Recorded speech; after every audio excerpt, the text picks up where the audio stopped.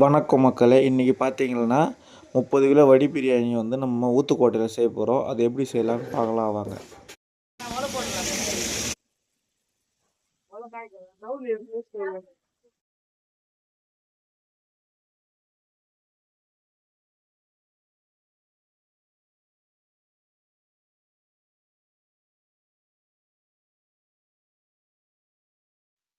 பத்து கிலோ வெங்காயம் வச்சுக்கணும், 4.5 லிட்டர் எண்ணெய் வச்சுருக்கோம், 1/2 லிட்டர் நெய் வச்சுருக்கோம்.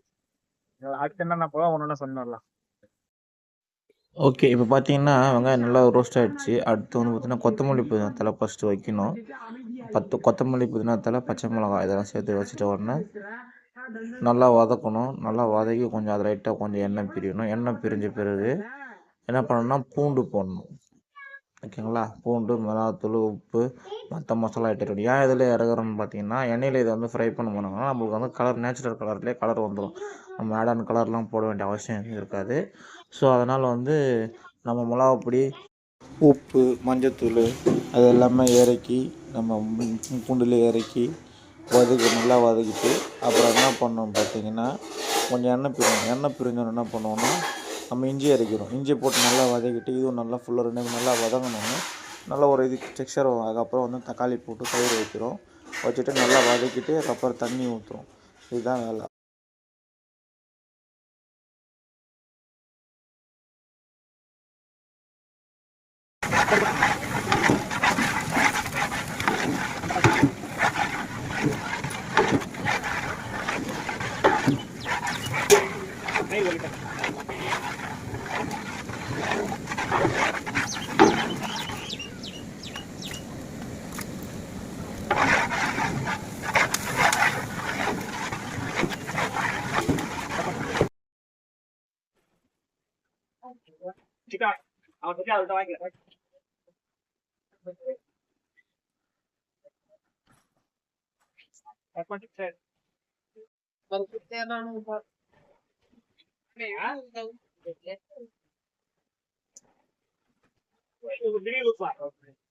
நல்லா மசாலாலாம் கொச்சிட்ட பிறகு கறிலாம் போட்டு எல்லாம் ரெடி ஆகிடுச்சிங்க. பக்கம் ரெடி பண்ணிட்ட பிறகு என்ன ஆச்சு பார்த்தீங்கன்னா, திடீர்னு மழை தூவ ஆரம்பிச்சிருச்சு. திடீர்னு மழை அப்படியே பரவாயில்லன்னு சொல்லிட்டு அந்த மழையில் நின்று நம்ம அரிசிலாம் கொட்டி நம்ம ரெடி பண்ண ஆரம்பிச்சிட்டோம். அரிசி இப்போ உப்பு எல்லாமே கரெக்டாக செக் பண்ணணும். உப்பு வந்து தொண்டைக்கு கறிக்கணும். உப்பு வந்து தொண்டைக்கு கறிக்கிற அளவுக்கு நல்ல உப்பாக இருக்கணும். அப்புறம் பார்த்தீங்கன்னா பாயிலான அரிசியை வந்து நம்ம இப்போ வந்து தனியாக அப்படியே வடித்து வச்சுக்கலாம். அரிசியை வடித்து எடுத்து என்ன போனோம்னா அப்படி வந்து சாப்பாடு வந்து மசாலாவில் நம்ம ரெடி பண்ணி வச்சுக்கிற மசாலா மிக்ஸ் பண்ணோம்னா தம் கட்டு கரெக்டாக இருக்கும்.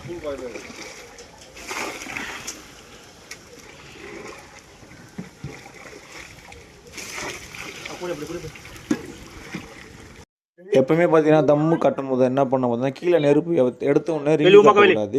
ஃபஸ்ட் ஈவனாக ஸ்ப்ரிட் பண்ணி விடணும். அப்போ தான் வந்து ஹீட் வந்து நல்லா கரெக்டாக வந்து லெவலாக போகும். அதுக்கப்புறம் ரிங்கு கட்டி விட்டுணும் ஒரு 10 நிமிஷம் கழிச்சு. ஓகே, நம்ம வந்து டைம் முடிஞ்சிச்சு. ஸோ அதனால என்ன பண்ணலாம், தம்மு காட்டலாம். தம்மு காட்டும்போது பார்த்தீங்கன்னா கரெக்டாக 20 நிமிஷம் கழிச்சு நான் தம்மு காட்டியிருக்கிறேன். சாப்பாடு நல்லா பூ மாதிரி நல்லா மலர்ந்து வந்துருக்குது. அருமையாக இருக்குது.